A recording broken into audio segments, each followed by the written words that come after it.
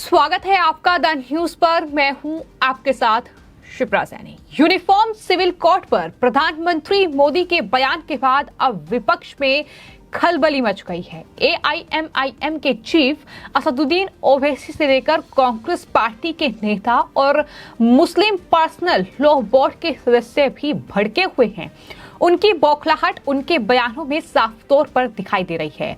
अब इन सब के बीच ओवैसी का एक बड़ा बयान सामने आया है। ओवैसी ने भड़कते हुए ये कहा कि भारत की विविधता को पीएम मोदी एक समस्या समझते हैं। इतना ही नहीं, पीएम मोदी के इस बयान पर जो उन्होंने यूनिफॉर्म सिविल कोड यानी समान नागरिक संहिता को लेकर जो बयान दिया है, उस पर ओवैसी ने पलटवार करते हुए ये कहा कि ये यूसीसी नहीं है बल्कि हिंदू सिविल कोड है। ये ओवैसी का बयान सामने आया है और ये पहला मौका नहीं है जब जब यूनिफॉर्म सिविल कोड का जिक्र हुआ है, उसे लागू करने की बात हुई है, ओवैसी भड़के हैं। और ओवैसी ने यह कहा कि इस्लाम में शादी एक कॉन्ट्रैक्ट है, हिंदुओं में जन्म जन्म का साथ है, क्या आप सबको मिला देंगे? ये सवाल उनकी तरफ से किया गया है।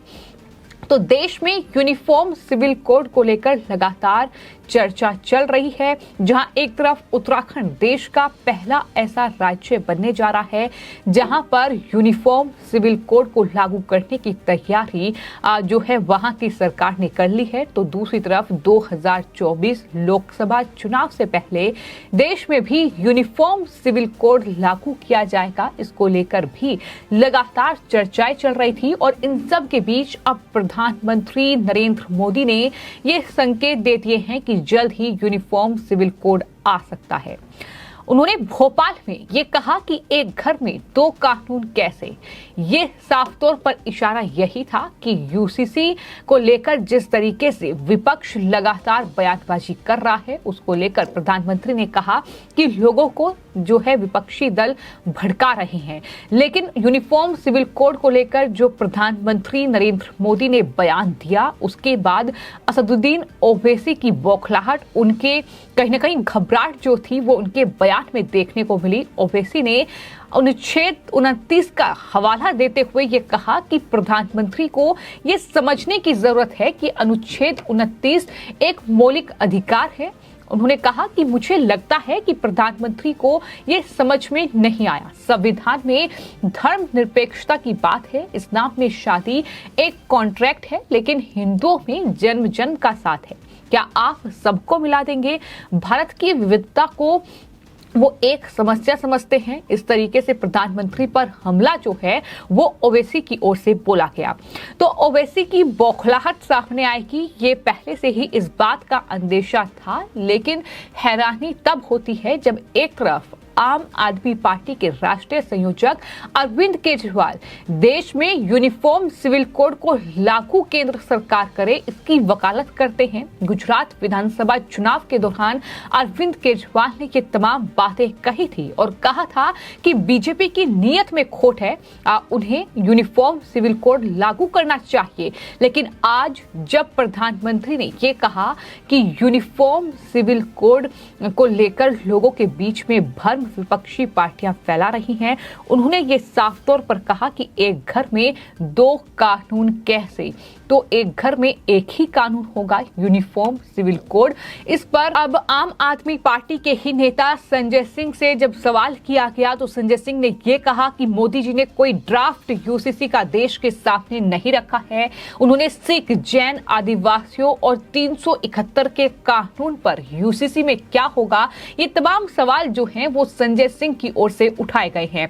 तो कुल मिलाकर विपक्ष की जिस तरीके से नींद उड़ चुकी है, जिस तरीके से विपक्ष की मंशा ये है कि दरअसल यूसीसी के बहाने ही सही विरोध कर कर तुष्टीकरण की राजनीति करके एक विशेष वर्ग का वोट बैंक हासिल किया जाए। और कहीं ना कहीं प्रधानमंत्री के एक बयान ने विपक्ष जो लगातार इस पूरे मामले को लेकर अपनी बयानबाजी जारी रख रहा था, उसको लेकर अब प्रधानमंत्री ने ये साफ तौर पर कहा कि एक घर में दो कानून नहीं हो सकते। यानी जिस तरीके से आज के वक्त में अगर बात की जाए तो देश में अलग अलग धर्मों के लिए अलग अलग कानून हैं। शादी हो, चाहे फिर वो जमीन का मामला हो, फिर चाहे वो बच्चा गोद लेना हो, इन तमाम चीजों में अलग अलग कानून जहां हिंदुओं में है तो मुस्लिमों में मुस्लिम पर्सनल लॉ बोर्ड है। तो ऐसे में देश में एक ही कानून होना चाहिए, ये मांग लगातार हो रही है, जिसको प्रधानमंत्री ने जिसका जिक्र किया।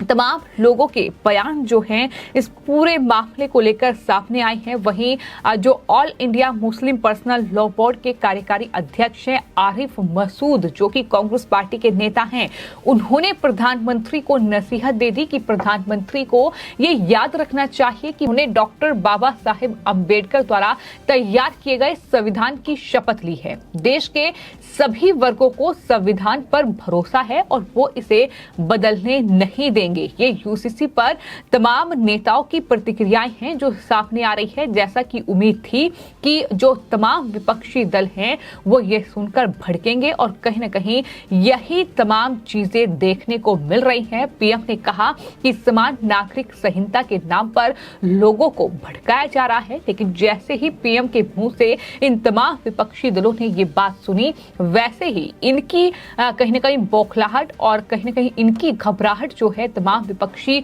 दलों की वो देखने को मिल रही है। पीएम मोदी ने यह भी कहा कि देश में यूनिफॉर्म सिविल कोड लागू करने का ये सही वक्त है, जिस पर अब समाजवादी पार्टी के नेता अबू जो आजमी हैं उनकी तरफ से ये कहा गया कि पीएम मोदी को यूनिफॉर्म सिविल कोड पर यह कह देना चाहिए कि इस देश में एक ही धर्म के लोग रहेंगे। हमारे देश में कुछ किलोमीटर दूर जाने पर भाषाएं, संस्कृति, धर्म आदि बदलते हैं, तो क्या आप उन सब को खत्म कर देना चाहते हैं? यूसीसी के जरिए शरीयत में दखल अंदाजी का विरोध सिर्फ मुसलमान ही नहीं बल्कि सभी मजहब के लोग करेंगे, जिन जिन के धार्मिक कानूनों में आप हस्तक्षेप करेंगे। ये अबू आजमी का बयान है। तो तमाम लोगों का बयान जो है वो लगातार इस पूरे मामले पर सामने आ रहा है और तमाम जो राजनीतिक दल हैं वो भड़के हुए हैं, लेकिन बीजेपी ने प्रधानमंत्री नरेंद्र मोदी के इस बयान का स्वागत करा है। देश में एक बड़ा वर्ग है जो प्रधानमंत्री के इस बयान का स्वागत कर रहा है, इस बात का स्वागत कर रहा है कि समान नागरिक संहिता का जो कानून है ये सबके लिए होना चाहिए और देश में जल्द से जल्द लागू होना चाहिए। इसको लेकर तमाम लोग जो हैं वो प्रतिक्रियाएं दे रहे हैं, लेकिन बात अगर समान नागरिक संहिता की जाए तो इस पर तमाम विपक्षी पार्टियों के नेता भड़के हुए हैं। इसी कड़ी में जेडीयू के नेता केसी त्यागी का बयान सामने आया है। उनका ये कहना है कि समान नागरिक संहिता जो है वो एक ऐसा विषय है जिस पर सभी राजनीतिक दलों को, सभी हितधारकों को बात करनी चाहिए। बीजेपी सिर्फ वोट बैंक की राजनीति करती है जिससे धार्मिक ध्रुवीकरण हो।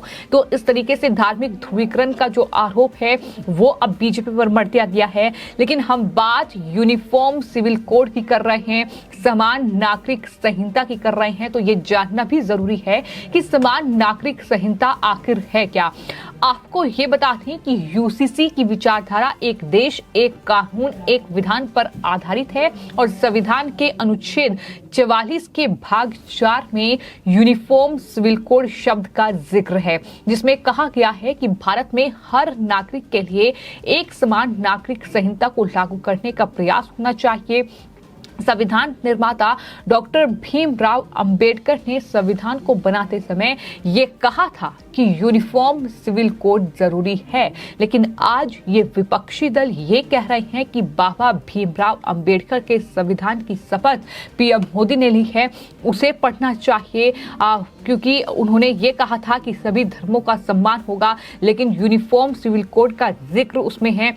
अब प्रधानमंत्री के इस बड़े बयान के बाद यूनिफॉर्म सिविल कोड को लेकर चर्चाएं शुरू हो गई हैं कि क्या 2024 से पहले यूनिफॉर्म सिविल कोड लागू हो जाएगा। इसको लेकर तमाम जनता की प्रतिक्रियाएं भी सामने आई हैं। अभिषेक उपाध्याय लिखते हैं कि पीएम मोदी का ये बड़ा बयान, पूछा कि एक घर में 2 कानून कैसे चलेंगे। इस बयान के बाद अब मामला शीशे की तरह बिल्कुल स्पष्ट हो चुका है। यूनिफॉर्म सिविल कोड की ट्रेन चल पड़ी है। संकेत बताते हैं कि 2024 की शुरुआत तक वो पार्लियामेंट स्टेशन तक पहुंच जाएगी, यानी कानून बन जाएगा। शुभम शुक्ला इस पूरे बयान पर ये लिखते हैं कि सुप्रीम कोर्ट ने यूसीसी को बार बार लाने की सिफारिश की है। एक ही परिवार में दो प्रकार के नियम कैसे चलेंगे, दोहरी व्यवस्था से देश कैसे चलेगा, संविधान में एक समान कानून की बात की गई है।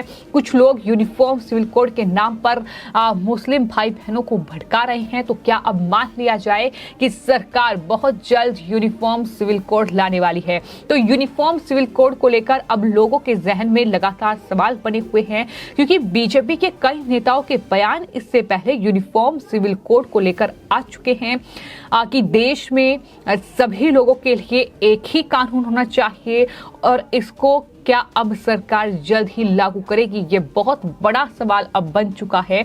पीएम ने चूंकि संकेत दे दिए हैं। फिलहाल आपकी इस पूरे मामले को लेकर क्या कुछ राय है, हमें कमेंट बॉक्स में लिखें और चैनल को सब्सक्राइब करें। धन्यवाद।